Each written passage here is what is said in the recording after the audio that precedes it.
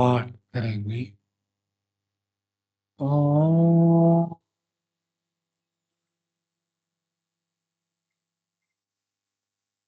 सहना सहनौ भुनक्तु सह वीर्यं करवावहै तेजस्विनावधीतमस्तु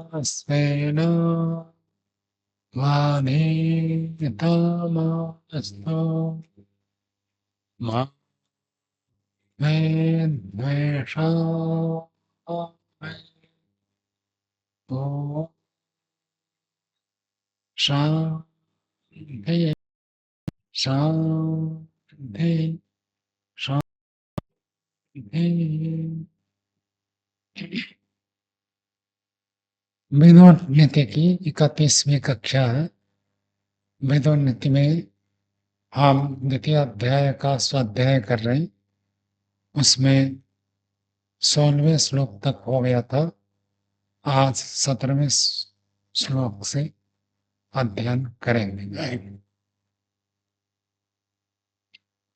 बहुत अच्छी अच्छी बातें जो धर्म से संबंध है और व्यवहार में बहुत उपयोगी है, ऐसे बातों को महात्मा विदुर प्रस्तुत करते हैं। कि 17वां श्लोक पढ़ते हैं। यथा मधु समाधत्ते पुष्पाणि षट्पदा तद्वद् अर्थान् मनुष्येभ्यो आददात् अविहिंसया।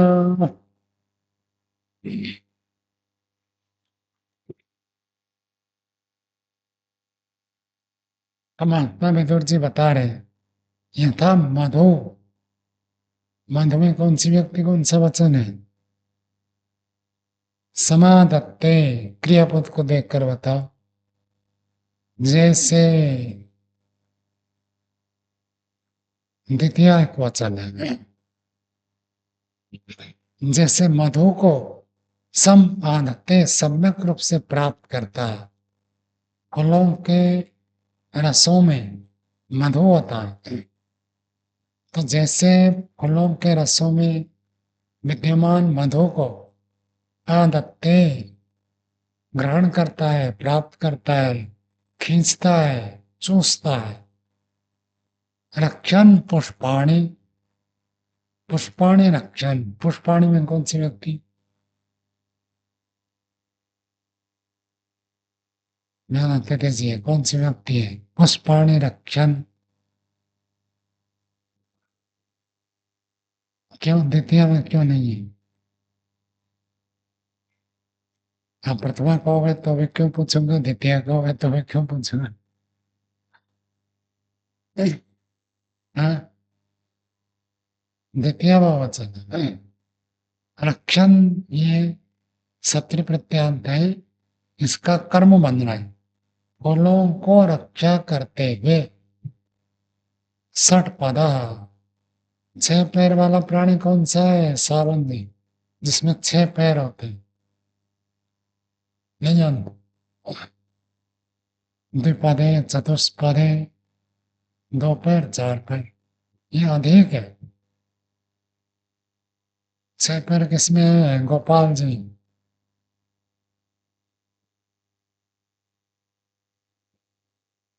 हाँ? भावना, भ्रमर, भौरा जो होता है, भौरा देखा नहीं आपने? बड़ा होता है, काला काला, और फूलों में जाकर बैठता है और उसमें चूसता है। षटपद, षटपद बहुत प्रसिद्ध शब्द है संस्कृत वाङ्मय में, सांख्य दर्शन में भी आता है। बहुत शास्त्र गुरुपासना पे सारादानम षटपदवत, पूरा फूल को चूस कर चबाकर खा जाना और फूल में से रस रस निकालना। कई लोग नारियल देते हैं खाने के लिए, तो मैं कहता हूँ नहीं, नारियल का पानी पानी दे दो, और फल आपका, पानी हमारा।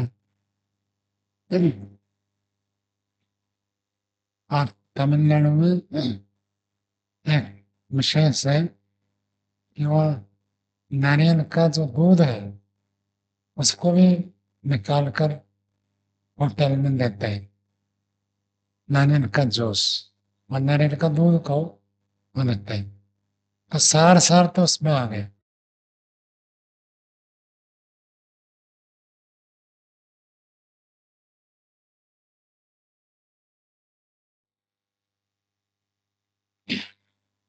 तो षट पद का अर्थ होता भौरा, और भौरा फूलों को नष्ट नहीं करता है, फूलों की रक्षा करते हुए, जैसे फूल वैसे ही रहते हैं, लेकिन मधु समान रखते हैं, मीठा मीठा वाला भाग को चूस लेता है,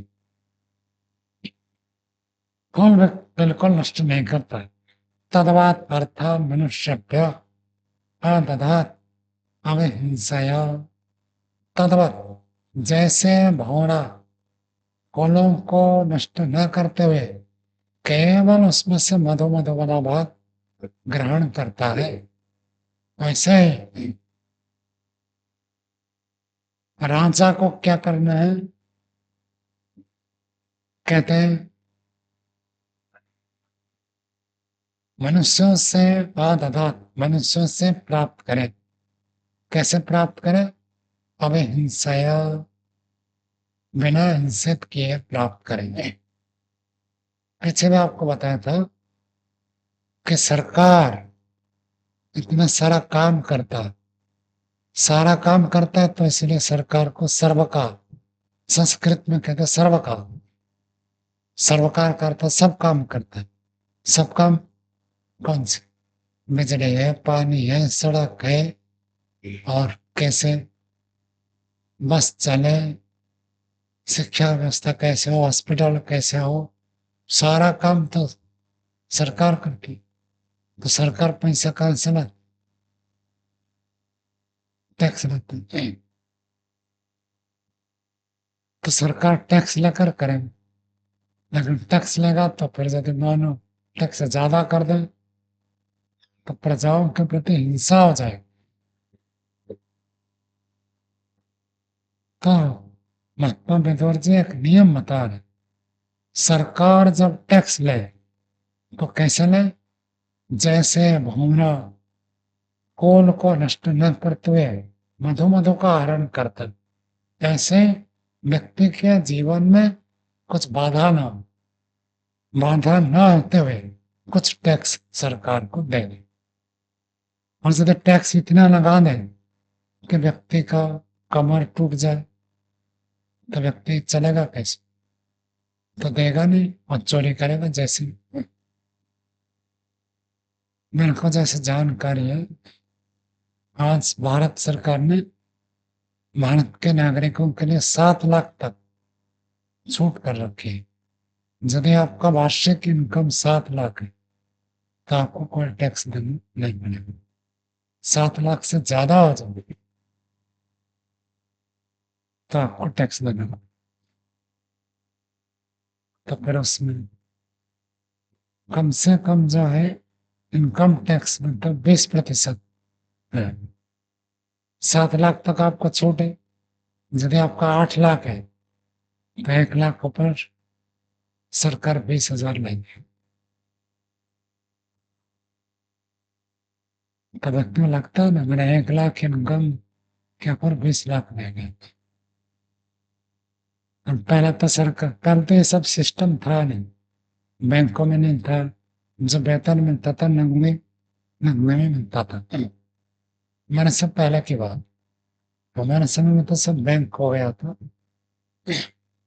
हमसे पहले पीढ़ी में जो लोग नौकरी करते थे उनका जो कैशियर होता था वो जाकर बैंक से लाता था और सबको एक एक को बांटता था, और कभी कैश इधर उधर हो जाए तो उसकी नौकरी चली जाएगी, ऐसे होता।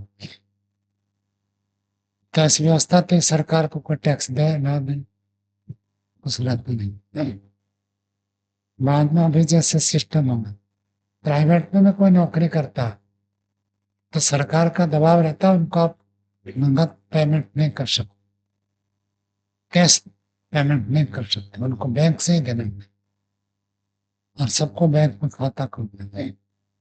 तो जो मजदूर भी काम करते हैं, आश्रम आदि में भी जो लोग काम करते हैं, उनको भी सब बैंक से पेमेंट, बैंक से पेमेंट होते ही सरकार के पास हिसाब चला जाता है।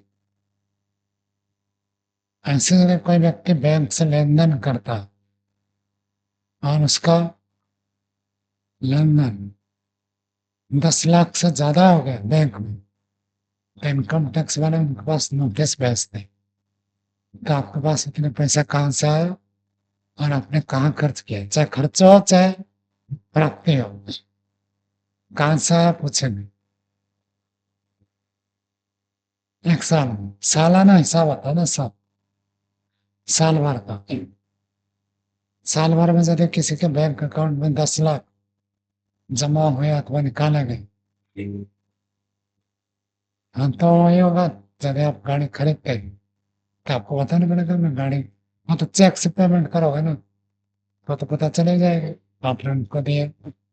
यदि नगद निकालते हैं तो तुरंत आपको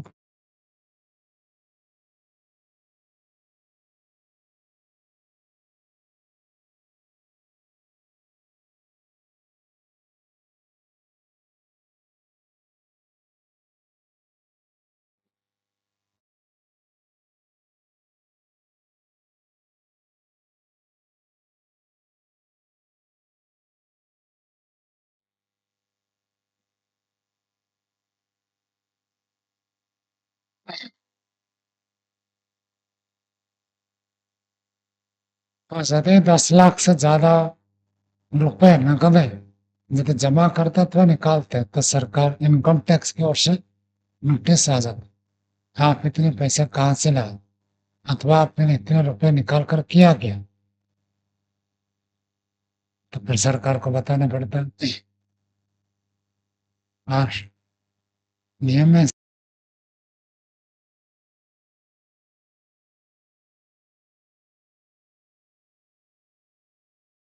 आपके पास यदि इनकम है, इनकम टैक्स का फाइल आपको जमा करना है,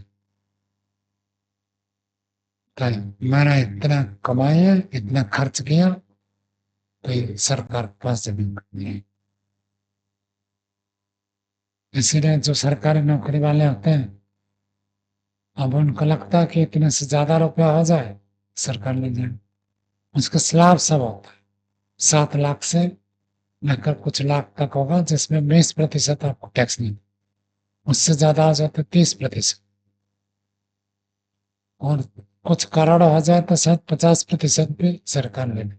को फैक्ट्री कुछ करोड़ होगा उससे ज्यादा इनकम करता है, प्रॉफिट खर्चा छोड़कर, कंपनी है तो कंपनी में तो कमाई भी होगी, खर्चा भी होगा, खर्चा वर्चा सब हटाने के बाद यदि कुल प्रॉफिट कुछ करोड़ से ज्यादा हो जाए तो सरकार 50% टैक्स देना है। मैंने इसे सुना है, पक्का पता नहीं है। मानो जैसे लॉटरी निकालते, आपके लॉटरी 1 करोड़ निकल गए तो नाम तो 1 करोड़ है, 50 लाख तो सरकार के पास जाएगा। तो क्योंकि आपने इतना प्रॉफिट कमा लिया, अचानक कमा लिया, तो आधा सरकार पे जाएगा। ऐसे नहीं है। तो जितना सरकार अधिक टैक्स लगाएगा, लोग देने से बचना चाहिए। तो इसलिए आजकल सब सीए जो है उनके धंधा बढ़िया चलते, चार्टर्ड अकाउंटेंट जो होते हैं, इससे वो भी बहुत कठिनाई से होते हैं। डॉक्टर इंजीनियर बनना सरल है, चार्टर्ड अकाउंटेंट बनना कठिन है, ऐसे बताते हैं। बहुत मौलिक पुरुषार्थ का कार्य ऐसे होता है। और चार्टर्ड अकाउंटेंट हो गए, उनके पास लोग जाते हैं कि हमारे इतना टैक्स हो रहा है कैसे, उनको सब रास्ता पता है, कैसे कैसे क्या कारण हो जाए तो बता सकते हैं। जैसे किसी व्यक्ति के 1 साल में इतना कमाए हैं, अब वो तो कह तो नहीं सकता है, के रुपये मेरा नहीं है, मेरा कहने से सरकार को टैक्स देना पड़ेगा। तो चार्टर्ड अकाउंटेंट बता देते हैं कि लिख कर दे दो कि मैंने उधार लाया दूसरे से, बाद में उसको वापस करना पड़ेगा। अब उधार लाया तो सरकार टैक्स कैसे लाए? अब तो उधार लाया। ऐसे करके कई रास्ते निकाल देते हैं सी में। सरकार जितना प्रयत्न कर, विशेषकर जो सरकारी नौकरी अथवा नौकरी वाले होते हैं, उनको बचाने का कोई उपाय नहीं। वो भी थोड़ा थोड़ा निकालते हैं।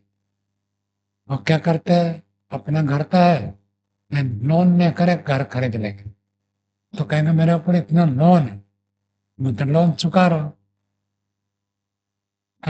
अब लोन चुका रहा तो उसके कैसे टैक्स कटे? ऐसे कुछ कुछ रास्ते हैं। ये सब सीए लोगों को पता है, आम नागरिक को पता नहीं। तो नागरिक लोग टैक्स बचाने के लिए यदि थोड़ा टैक्स हो तो व्यक्ति सहजतः सरलतः आराम से बच सको।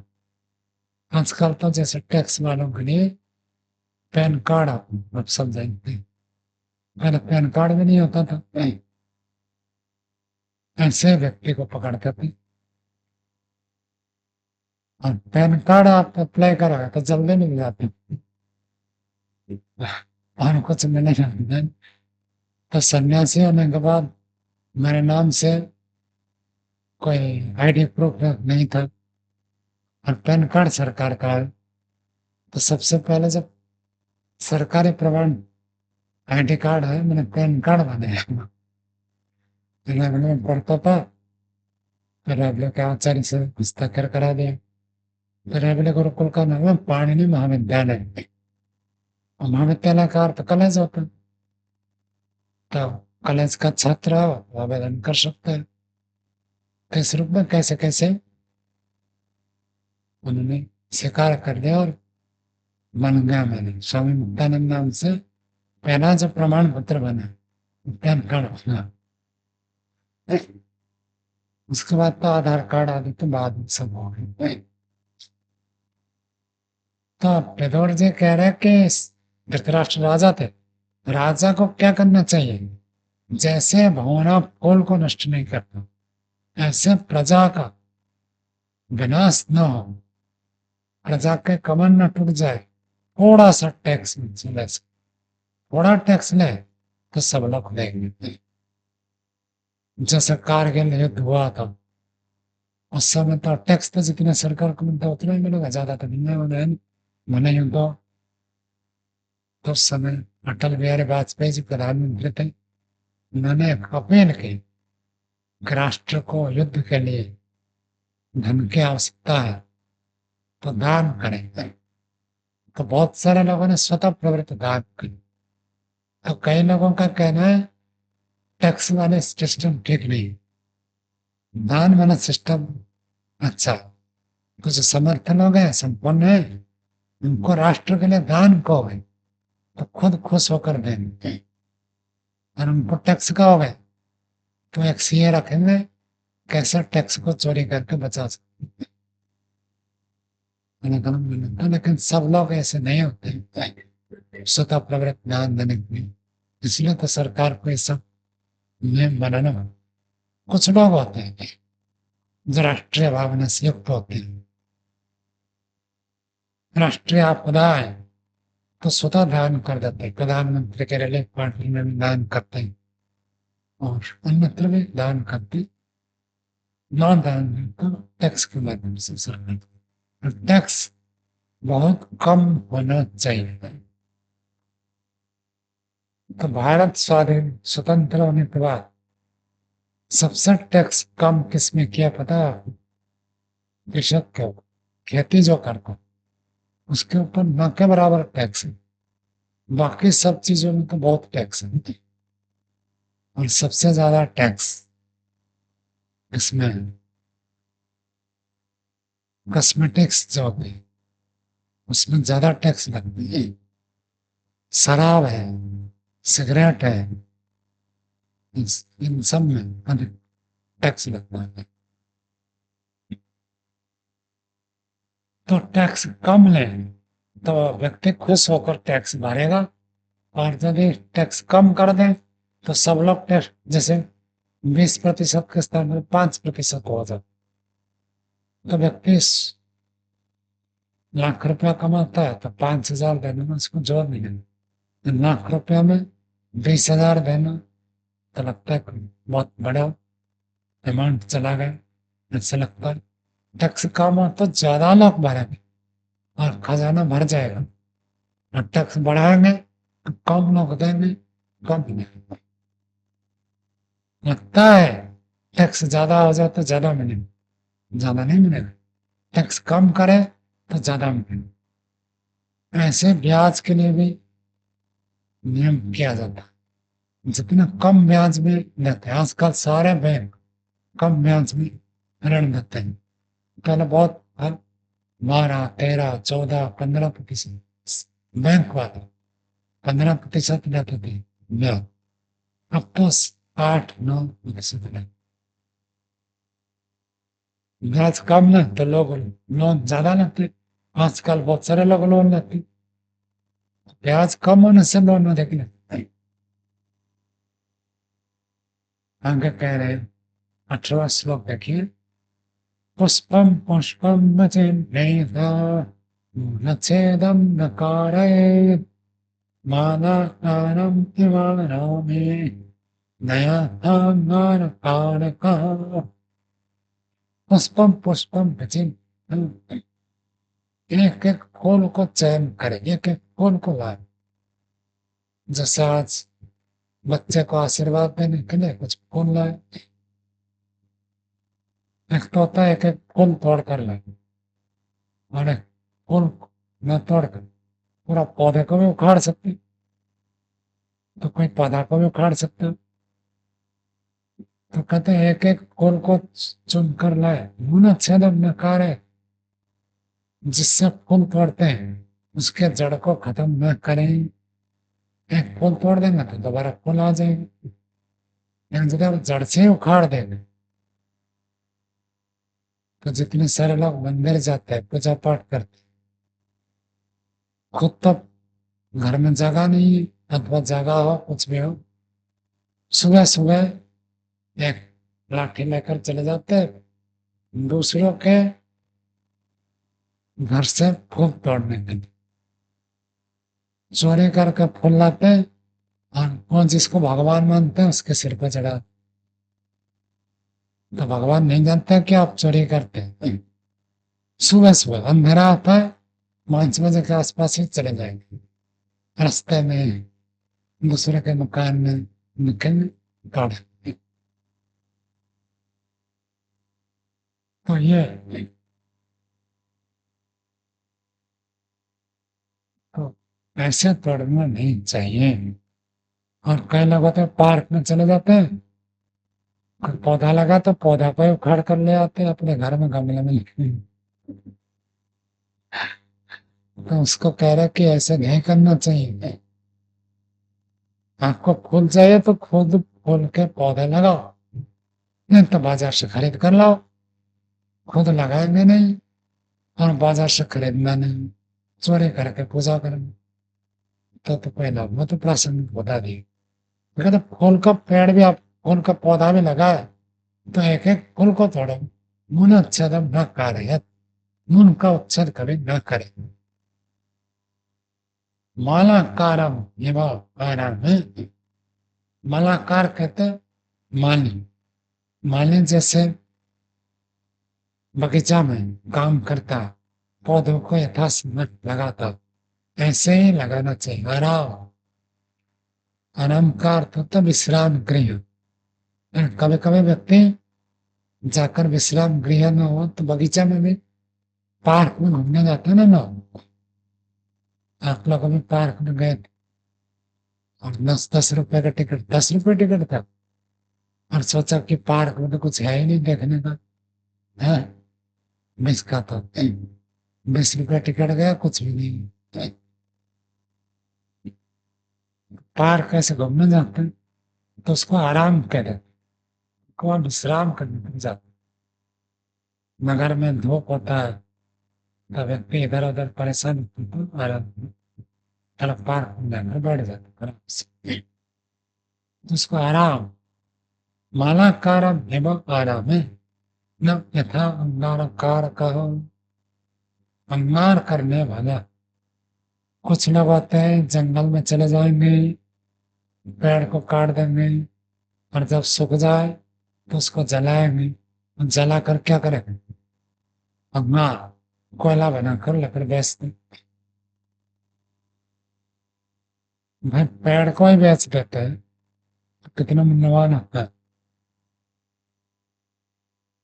संस्कृत में वो श्लोक भी आता अति परिचयात् अवच्य संतत गमनात् तनादरो भवति मले भल्ले पुरंदरे चंदन तरम ईंधनम कुर्वन्ति।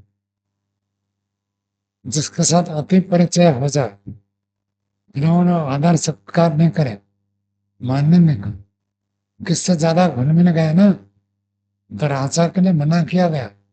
राजा यदि दूसरे से घुल मिल जाएगा तो उसकी बात आप नहीं माने देंगे, उसको दबा देंगे। जैसे आत्मा कौन है? राजा है। और यदि इंद्रियों से ज्यादा घुल मिल जाए, दोस्ती कर ले, तो इंद्रिया और बात नहीं मानती है। आत्मा का संयम को भंग करके विषय में जाकर फंस जाते। क्यों? आत्मा राजा है लेकिन नौकरों के साथ दोस्ती कर ली और खुद नौकर बन गए। नौकर के साथ नौकर बन गए तो नौकरों का जो हालत होती है वही हालत होगी। तो ज्यादा घुल मिल जाए तो ये समस्या होती है। ऐसे संस्कृत के कवि मत है। और उदाहरण दिया भले भले प्रांध्रे, जैसे चंदन के कोई जंगल है और वहां में तो हवा चलती है, वो हवाएं कितने सुगंधित होती है, लेकिन वहां रहने वाले जो जंगली लोग होते हैं ना, उस हवा का मूल्य समझते हैं ना उस पेड़ का मूल्य समझते हैं। उसको काट कर पंगारे बनकर बेचते हैं। कहानी सुना ना आपने? एक क्या लकड़ी काटने वाले को क्या कहते? लकड़हार। लकड़हार बहुत गरीब था, जंगल में रहता था, जैसे तैसे गुजारा करता था। तो एक दिन राजा उस रास्ते में जा रहा था, देखा कि मेरे राज्य में इतना बड़ा गरीब व्यक्ति, इतना गरीब। कहता तुम्हारे पास क्या है? कहा मेरे पास कुछ भी नहीं है। मकान है? का मकान नहीं। रहता कहा? इसी जंगल में पेड़ के नीचे सो जाता। आता क्या हो? का कुछ फूल फूल फल मूल कुछ मिल जाए तो खा लेता हूँ, नहीं तो भूखा रहता हूँ। का महीने में कितने दिन भूखा रहना पड़ता है? का लगभग आधा दिन भूखा रहता है, आधा दिन कुछ मिल जाता है खा लेता हूँ। तो राजा थोड़ा दुखी हुआ। का मेरे राज्य में एक व्यक्ति आधा दिन भूखा रहता है। तो कहा चलो आज से आपको भूखा रहना नहीं पड़ेगा, आपको एक जंगल दे, चंदन का जंगल उसको दे देगा। और राजा चला गया और उस चंदन के जंगल को देखा, क्या करें?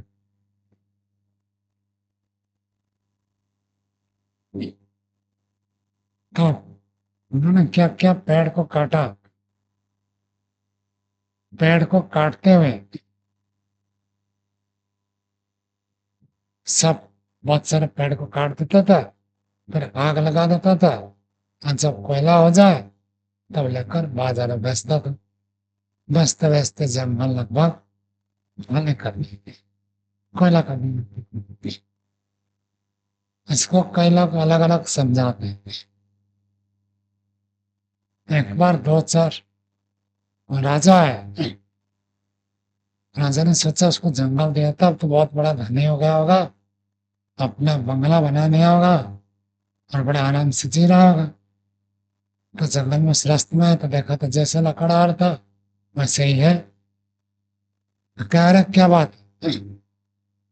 आपको तो एक जंगल दे दिया था। कहा उसी से तो गुजारा चल रहा। तो राजा का गुजारा चल रहा। कहा और क्या?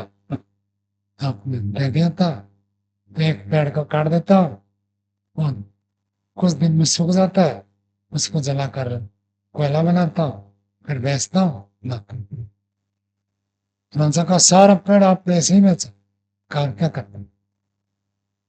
तो उन्होंने कहा देखो ये जो एक अभी कुछ पेड़ बचे हैं, उनमें से एक छोटा सा डाली काटो और काट कर इतना सा लेकर बाजार जाओ और बाजार में जाकर पूछो। बाजार गया तो लोगों ने देखा है तो ग्रामीण व्यक्ति है, तो उनको थोड़ा सा लकड़ी जैसे लिया था, तो चंदन को भी बहुत महंगा था, तो उनको कहा इसका मूल्य कितना, उस समय के हिसाब से जो भी होगा, का 500 रुपया दे देंगे। तो सुनकर एक 500 रुपये, तो व्यापारी ने सोचा इसको वास्तव में पता है इसका मूल्य, मैं ठगने के लिए 500 रुपया कह रहा था, तो इसको वास्तव में इसका मूल्य पता है, इसलिए 500 रुपये में आश्चर्य हो रहा है। 500 रुपये, ये सोच रहा 500 मतलब बहुत अधिक, व्यापारी सोच रहा 500 तो बहुत थोड़ा है। तो व्यापारी ने कहा चलो 500 आपको कम लग रहा है, तो 800 दे दूंगा। इनको और आश्चर्य हुआ, अरे मैं तो 500 सोच रहा था और ये 800 कह रहा है। का इतना मूल्य, इसका मूल्य केवल, इसका मूल्य 800 रुपये। व्यापारी से 800 और भी कम लग रहा है इसको, कहा चला 1000 दे।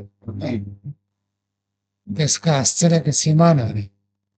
ऐसे करते करते फिर आसपास के लोग सब इकट्ठे हो गए, तो कह क्या है, नहीं चंदन की लकड़ी है, आप इनको मत बेचो, आपको लेकर उस दुकान में जाओ और वो सही भाव देगा आपको। तो लेकर बेचा तो 2000 रुपया। अब उन्होंने सोचा एक पेड़ बेचने पर भी मैंने कुछ 100 रुपये में नहीं होते, और इतना सा टुकड़ा लेकर बेचा तो 2000। ये उदाहरण किस लिए दिया जाता है? मानव जीवन इतना दुर्लभ है, इसको उपयोग करके व्यक्ति कितना बड़ा आनंद को प्राप्त कर सकता है, लेकिन व्यक्ति कोयला बनकर बनाकर बेचता है, दिन भर पुरुषार्थ करता है, कुछ रुपए कमाता है, खाता पीता जीता और मर जाता है। जो चंदन वृक्ष है उसकी सुगंध ही कितनी है, जब ही आत्मा परमात्मा के साथ जुड़ जाए तो आनंद कैसे होता है, उसकी सुगंध कैसे होती है। उस व्यक्ति के पास आप बैठते ही आपको आनंद मिलेगा, जैसे चंदन वृक्ष के पास बैठते हैं, उसके मृदु मने सुगंधित हवा लगती है, लेकिन लगते इसको खाने पीने जीने में व्यतीत कर देते। तो अंगार करने वाला न बने, फूल फूल को चुने, पेड़ को जलाकर राख मत करें, अंगार मत।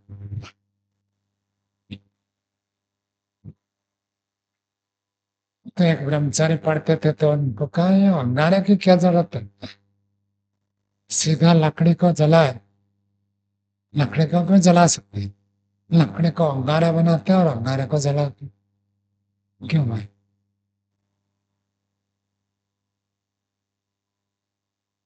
हाँ? कोयला बनाकर बेचते हैं, कोयला को लेकर खरीद कर व्यक्ति क्या करेगा? हाँ?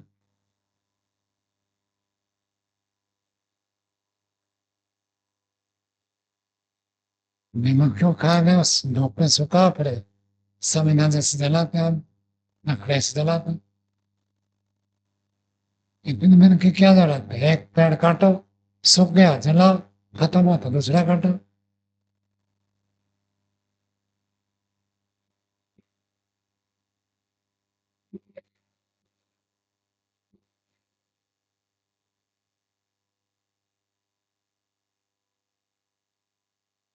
दुनियादारी से परिचय नहीं है। पहले जब चाय बनाते थे दुकान में, आजकल तो सब गैस चूल्हा लगाते, चाय बनाते थे।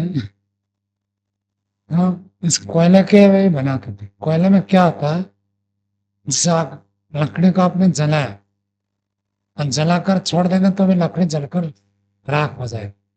जैसे कोयला है तो उसके अंगारे बने रहते हैं। कोयला ऐसे नहीं होता है, जब लकड़ी को जलाते हैं, अभी जैसे हमारे यहाँ लकड़ी जलती है, लकड़ी जलाने के बाद हम छोड़ देते हैं, राख हो जाती है। तो वो लकड़ी को जलाते, जैसे ही लकड़ी जलने जाए लग जाए तो उसके ऊपर पानी डाल, पानी डाल दें तो वो अंगारे बनता है। और उस अंगारे को जलाएंगे तो उसका जो अंगारे लाल लाल बनेगा वो जल्दी बुझने वाला नहीं हो। एक बार जलाए, दो आधा घंटा एक घंटा तक जलता रहता है। हाँ, लकड़ी में ऐसे नहीं होगा। लकड़ी में तो आप तुरंत तुरंत उसको सरकाना पड़ता है ना, सरकाते सरकाता सरका सरका वो जलकर खत्म हो जाए। हमारे एक बार मिट्टी का चूल्हा होता, आप लोगों ने देखा नहीं होगा, चारों तरफ से बंद हो, नीचे उसके लोहे के सरिया होते, उसके ऊपर अंगारा लगते हैं। हाँ, क्या कहते हैं, अंगीठी। वो अंगीठी में जब वो नापते हैं सर्दियों में, आप लकड़ी जलाकर यदि उससे ताप लें तो थोड़ी देर में खत्म हो जाएगा। लेकिन अंगीठी में यदि आप जलाकर रखें वो घंटों में रहेगा। तो इस कारण से उस पर, और जो कोयला खान से निकलता है, मिट्टी के अंदर से जो कोयला निकलता है, वो तो 2 घंटे तक, 2.5 घंटे तक जलता है। इसको यदि आप जलाएंगे तो एक बार जला दिया तो 2 घंटे तक उसका ताप गर्म है। सुविधा नहीं भी देता आपको। और जो माणिक मेरा आश्रम है, उसके पास ही कोयला का खदान।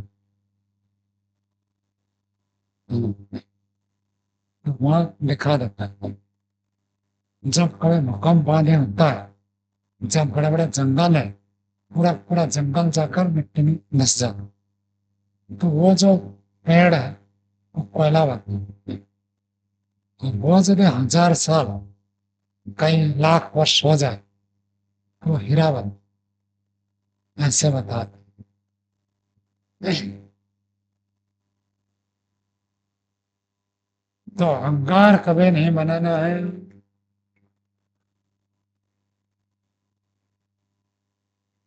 कोयला के खदान में नहीं मिला, हीरा का खदान अलग होगा।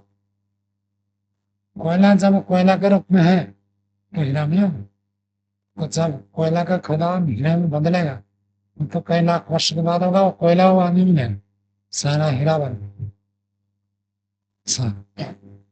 मिट्टी और हीरा, बस ऐसे। आकर देखो 19वां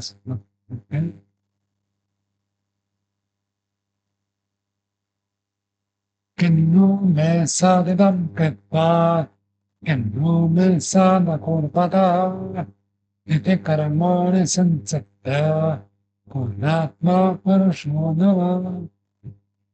किन्नु में साधिदम कृत्वा, कार्य को करने से पहले व्यक्ति को विचार करना चाहिए कि इस कार्य को करने से मुझे क्या लाभ होगा। जो व्यक्ति बिना विचार के कार्य करता है वो बुद्धिमान तो नहीं कहलाएगा, लाभ नहीं पाएगा। कोई भी कार्य करते तो करने से पहले सोचो। न्याय दर्शन पढ़ रहे हैं तो शुरू होने से पहले उन्होंने कहा न्याय क्यों पढ़ना। पहला वाक्य याद है,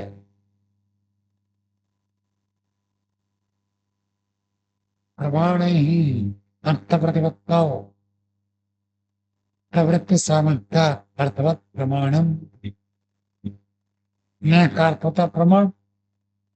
प्रमाण से जब किसी वस्तु को आप जानेंगे तो जानने से आपकी प्रवृत्ति हो गई, और प्रवृत्ति हो गई तो आप या तो प्राप्त करना चाहेंगे या तो छोड़ना चाहेंगे। और प्राप्त करेंगे तो क्या लाभ होगा, किसी चीज को छोड़ेंगे तो क्या लाभ होगा। ये आपको न्याय दर्शन सिखाए कि प्राप्त करने योग्य है, छोड़ने योग्य है। कैसे पता चलेगा? प्रमाण से पता चलेगा। प्रमाण है तो पूरा पहला सूत्र और दूसरा सूत्र, न्याय दर्शन क्यों पढ़े, उसकी भूमिका के ऊपर विस्तार से भाष्यकार ने व्याख्या कर। ऐसी महाराष्ट्र व्याकरण पढ़ते क्यों पढ़े? 18 प्रयोजन बताया कि व्याकरण पढ़ने से 18 फायदे हैं। उनमें से 5 मुख्य कारण है, 13 सामान्य कारण। व्याकरण पढ़ने से यह फायदा, मीमांसा पढ़ेगा शुरू में वो कह देगा, क्योंकि शब्द प्रमाण के आधार पर ही जीवन चलेगा तो जीवन सफल होगा। जब आप वेद को नहीं मानेंगे तो जीवन में फायदा, नरक दुख भोगना पड़ेगा। इसलिए वेद को समझने के लिए मीमांसा पढ़ा रहे शुरू में। हर शास्त्र शुरू में कह देता क्यों, प्रयोजन क्या। तो कोई भी कार्य करते हैं सबसे पहले सोचो इस कार्य को करने से मुझे क्या लाभ होगा। व्यायाम करूंगा तो क्या लाभ होगा, और व्यायाम ना करूंगा तो क्या हानि हो जाएगी। मैं बात कर किन्तु मैं सदा करूंगा तो, यदि मैं इस काम को ना करूं तो मुझे क्या हानि हो जाएगी, और कर लूंगा तो क्या फायदा हो जाएगा। सोच कर करो। जो व्यक्ति सोच कर करता है लाभ को प्राप्त करता है, जो बिना सोचे भेड़ चाल में चलता है तो लाभ नहीं। दूसरे के बहकाव में जो आ जाते हैं, अष्टाध्याय ले लेते हैं कि भाई अष्टाध्याय पढ़ेगा तो विद्वान नहीं, स्वयं सोचा नहीं विचारा नहीं, कुछ दिन के बाद अष्टाध्याय को कह देते हैं तो कष्टाध्याय। इसलिए शुरू ही नहीं करते। नहीं, कष्टाध्याय कष्ट क्यों करे तुम्हें, बिना कष्ट के प्राप्त करें। कल आप लोग सब आगे तो स्वामी प्रणवानंद जी और योगेंद्र अजित जी और सब बहुत सारे विद्वान बैठे थे, तो उन्होंने कहा आप लोग जो है बिना व्याकरण के दर्शन पढ़ा देते हैं, हम ऐसे क्यों करते हैं अपने।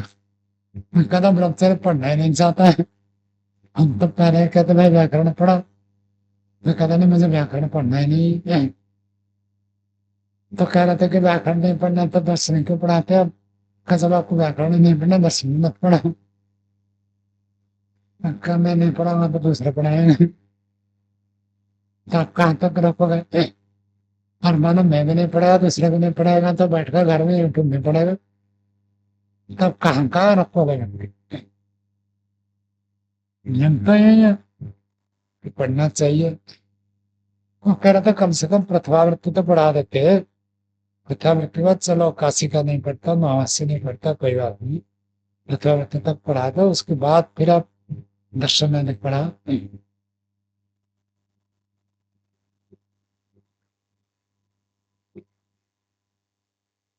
प्रथमावृत्ति से होगी नहीं ना, प्रथमावृत्ति के लिए अष्टाध्यायी चाहिए, अष्टाध्यायी याद किए बिना प्रथमावृत्ति होगी नहीं। नक्श कौन करता,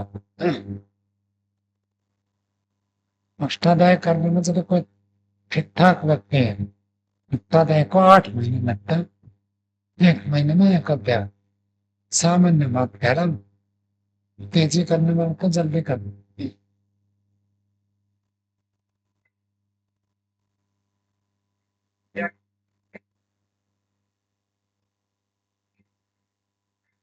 वही कह रहे थे कि योग दर्शन के व्यास भाष्य की पंक्तियां बिना व्याकरण के व्यक्ति कैसे समझने लगे।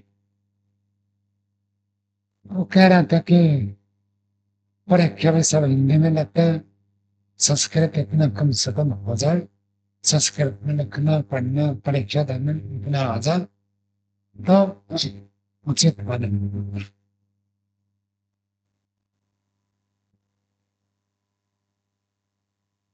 तो करने से क्या लाभ है और न करने से क्या हानि है।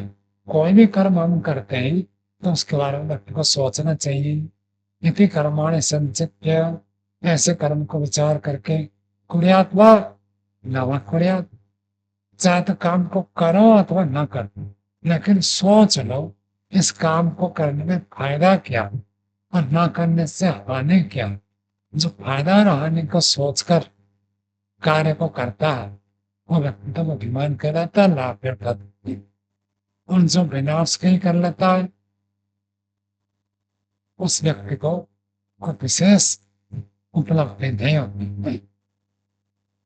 श्लोक में आता है उचितम अनुचितम व कुर्वता कार्य मानव। कुर्वता कार्य करने वाले के द्वारा कार्य करने से पहले ये कार्य उचित है अथवा अनुचित है विचार करके करना चाहिए। जो बिना विचार करता है उसको लाभ नहीं मिलता। चाहिए।